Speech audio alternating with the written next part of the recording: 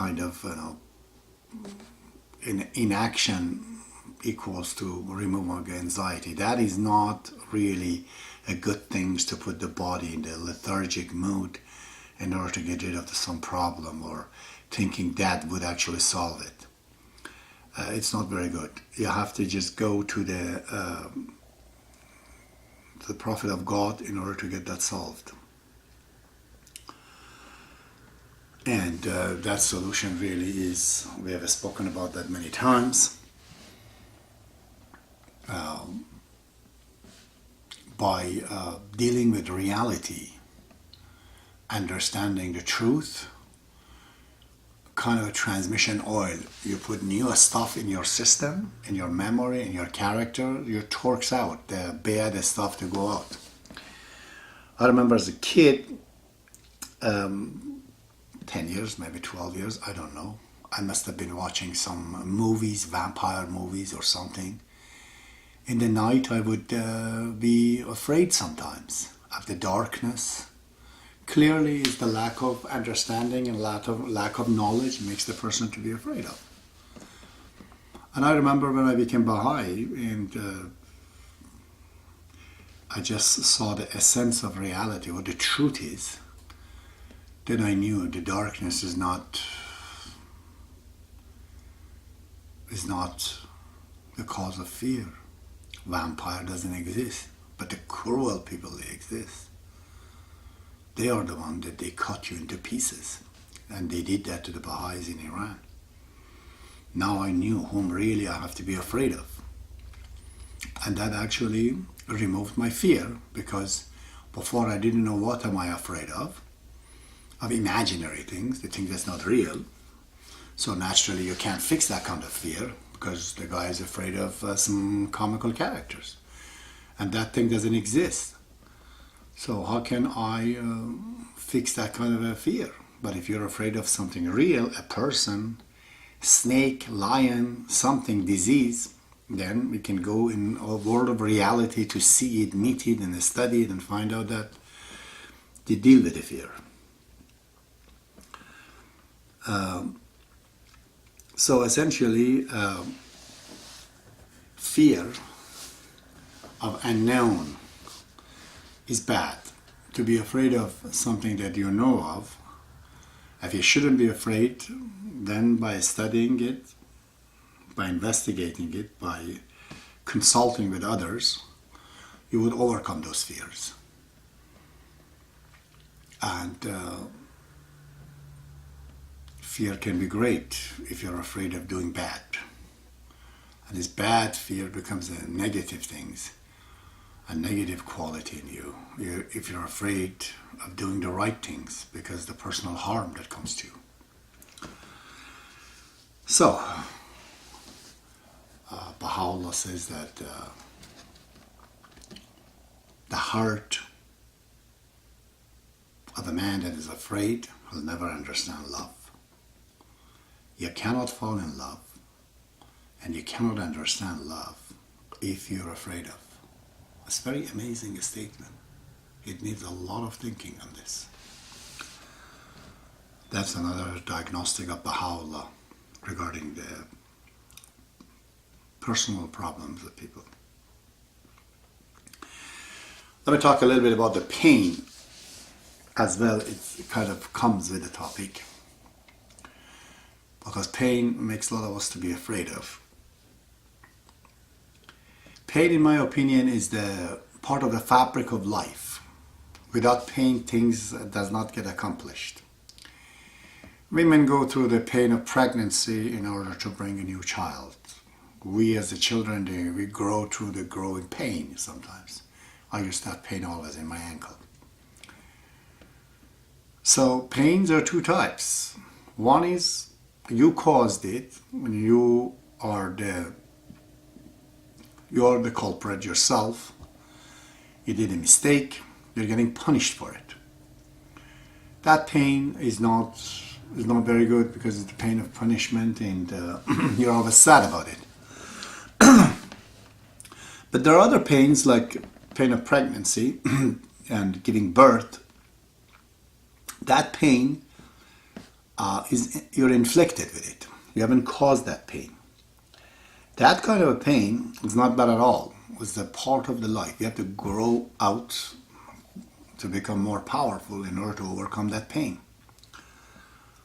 Baha'i says in his poetry, he says in his Masnavi, he says that the pain that comes with sorrow, it has to be cleansed.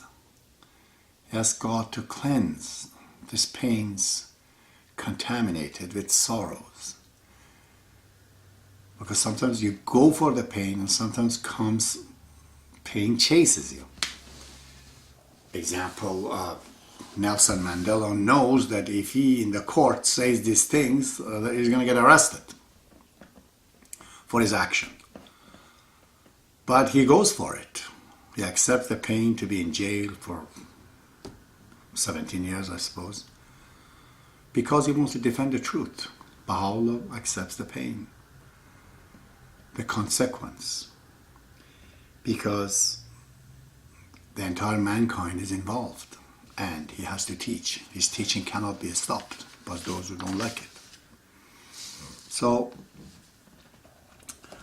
those kind of a pain makes the people to have, iron willpower. That's great.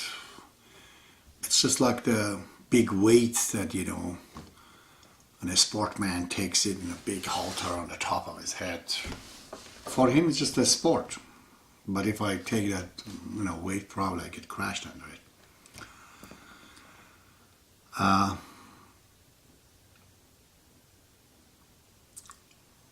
There are many statements about the pain. Baha'u'llah says that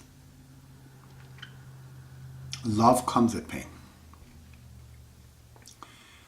And if you do not have pain, you do not understand love. It's very amazing this, because this is a natural pain that comes with it. When Abdul Baha was in the United States, he says Americans, very nice people, such a beautiful nation. They dealt with us in a very friendly manner. But if it happened that they put me in jail and I was suffering, tortured by them, the cause of God would progress more. Bob says, if there was no pain and transgression, I would have not come amongst the people. So some of this might create this idea in the head of some people that have been asked before. It sounds like masochism, that these great ones, they were just wanting the pain. And for the sake of pain, they were doing these things. That is not the case at all. When Jesus Christ was to be crucified, he asked God, it's in the Bible, that if he could be surviving this, if God would let him go. But it didn't happen. So he did not like to be crucified and have pain, a nail in his hand. No one wants that. God doesn't want that. He doesn't want that. He'd rather stay alive and preach his cause and see the people coming towards it. This is not for his perfection. He is perfect. But mankind make him to suffer. The same is with the case in Islam. Imam Hussein, when he dies in Karbala, which is a part of Iraq, there were about 72 people surrounded by tens and thousands of people. And they were asking him to recant his faith from God. And he said, no, I cannot accept this. And they were really mutilated and killed at a very ferocious way, one by one. But the willpower of God was in Imam Hussein, and he said, no. But I prefer you let me go. I haven't come to fight with you, I have no battle with you. If you let me go, I will go. But they stopped him. They told him that you can't leave. You have to sign this document saying that you are not the successors of the Prophet of God, but this other fellow, Yazid name, is the successor. Imam Hussein could not accept this. He said that is against all the principles of humanity, never mind religion, and I am the Imam of God, I am the leader from God, I would not accept this. But you can live your life let me go. They didn't, and then Imam Hussein had to resist. His resistance brought all this pain to him. So it's very, very important that we understand this is not actually a masochism that some people in India, I suppose, they put themselves through the pain, or some of the Christians, you all know about it. Or even some of the Muslims, they put chain on their, they try to have a physical suffering, to share their suffering of their Imam. These are not actually acceptable in Islam, in Christianity, or in the Baha'i faith. Man is not to have pain. The whole solution of God is to have, to understand the nature of the body and the nature of our soul. Some of the